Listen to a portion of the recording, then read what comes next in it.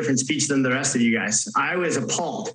And the idea that the Afghan military should be blamed for this, do you know how many casualties the Afghan military took in an average year? More than the United States did in 20. When you're not getting paid on a regular basis, when you're not getting fuel, when no one is supplying you with ammunition, and yet you're still showing up to the fight, how dare us for having to blame these people for not having the audacity to be able to survive a Taliban onslaught? We promised them that in their time of need, we would take care of them. How do you ever expect anyone to ever trust us again if we don't do that now while we can?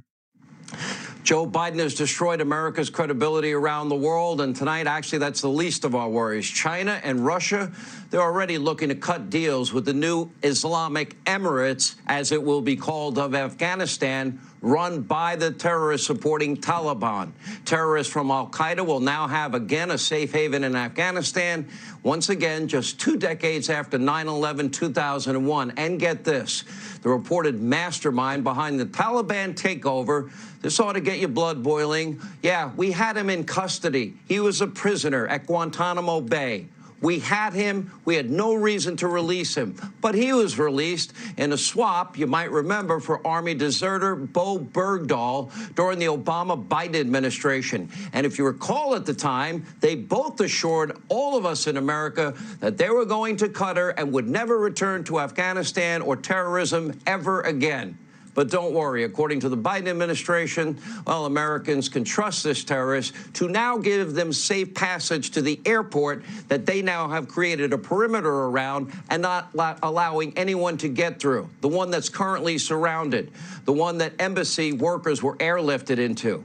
Joe Biden, this country just days ago, none of this would happen. How could he be so wrong? That's a question we'll be asking for a long time. Take a look. Is a Taliban takeover of Afghanistan now inevitable? No, it is not. Why?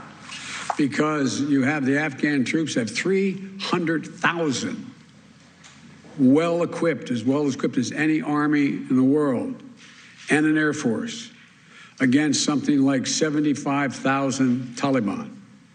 It is not inevitable. There's going to be no circumstance where you see people being lifted off the roof of a embassy of the United States from Afghanistan. Now, this is a disaster on a massive scale. There's no end in sight. President Trump, as I told you, is moments away. We'll get his take. How will we deal with this from now? First, with reaction, Lieutenant Colonel Oliver North. He's been there many times, and he happened to be in Vietnam as well. There's a couple of Purple Hearts to show for it. Colonel, we don't know how many people. We don't know where they all are. We know they can't get to the airport, and we know the planes aren't available, and nobody seems to have any plan to get them the hell out of there and did not see this coming. What do we do now? Well, there were people that saw it coming, Sean. Let me go back to where we were last night. You're right. I meant the Biden administration. Yeah. Well, that's okay. Here's some real numbers, unlike the ones we've been hearing about. The number of American service members killed in Afghanistan through April 2nd, 2,448. U.S. contractors killed, 3,846. Afghan national military and police, 66,273. Anybody who says the Afghan army wouldn't fight is lying to himself and the American people, and of course to the people of Afghanistan. Who you think of the Gold Star families in the United States who missed those Americans who were killed over here? Think about what it's like if you're an Afghan and you lost your brother, you lost your father, you lost your sons. My God, we promised them that we were going to stick it out. We promised the same thing to those Terps. Turns out there's not just 10,000 interpreters, there's close to 50,000 if you count their family members. We promised to take them out with this. That's not happening. And there's a lot of other things that are coming out from this administration that just aren't true. I'll give you one. The other night, the president talked about this was yesterday, wasn't it? The president talked about over-the-horizon capabilities for dealing with counterterrorism. Let me just tell you something about over-the-horizon capabilities. Air power, but no search and rescue for downed pilots means the air power is useless.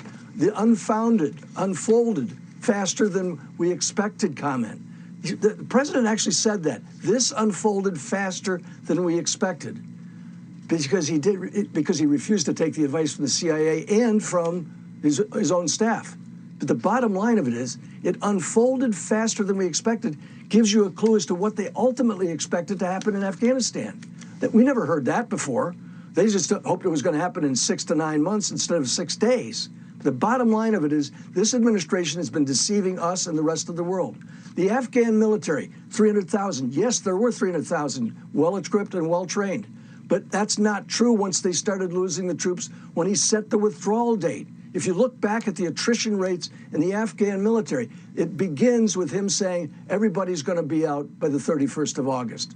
The fact that Taliban does not have an air force, in fact, they do now. Some of those aircraft weren't flown out of the country. Some of them were disabled. And the Taliban will find people because they've got the same kind of attractiveness, Sean, that ISIS used to have. Remember, there were people flooding to ISIS, radical Islamists from all over the world. And again, the comment about it's wrong to order American troops to fight if Afghan troops won't fight is absolutely an outrage. It's terrible. And lastly, let me just make one point. Freedom Alliance that you helped, we've got 500 college students who are the children of those who are killed or permanently disabled in the line of duty. 500 due to start college here in the next few weeks. Those 500 youngsters deserve to be remembered for some. They deserve to remember their fathers and their parents and their brothers for the kind of people that they really were. And they gave their lives for the safety of this country. They didn't give it to quit. They didn't want to quit. Many of them were volunteers who went back multiple times. I've been on the phone with several of them over the last couple of days. They're so despondent. I'm concerned that the suicide rate for our veterans, which dropped from 22 to 20 because of the programs put under the Veterans Administration and by organizations like Freedom Alliance, encourage them not to take their lives, is going to start to climb dramatically because this is such a depressing thing to happen. 10 days ago, we had 2,300 U.S. troops on the ground. We now have over 7,000, and we're looking for 10,000 Americans of various at jobs. least. And, you know, they're at least, Colonel. Exactly. Right. We don't know how many there really are. How about that? And nobody can go out there and look for them because, after all, the Taliban is protecting us. God help us. God help them and pray for them. Colonel, thank you. All right, Donald Trump in a few moments. First, following Biden's disastrous Afghanistan withdrawal, our allies are now worried, rightly so, if they'll have U.S. support in their time of need. Today, the White House was forced to push back on Chinese propaganda attacking the U.S. and Taiwan, or what they call reunification.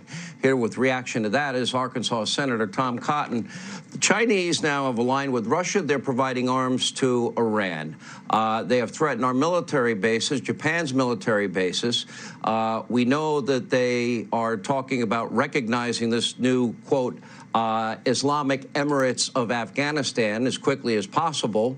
On top of that, they're talking about reunification, which we both know would be the takeover of Taiwan.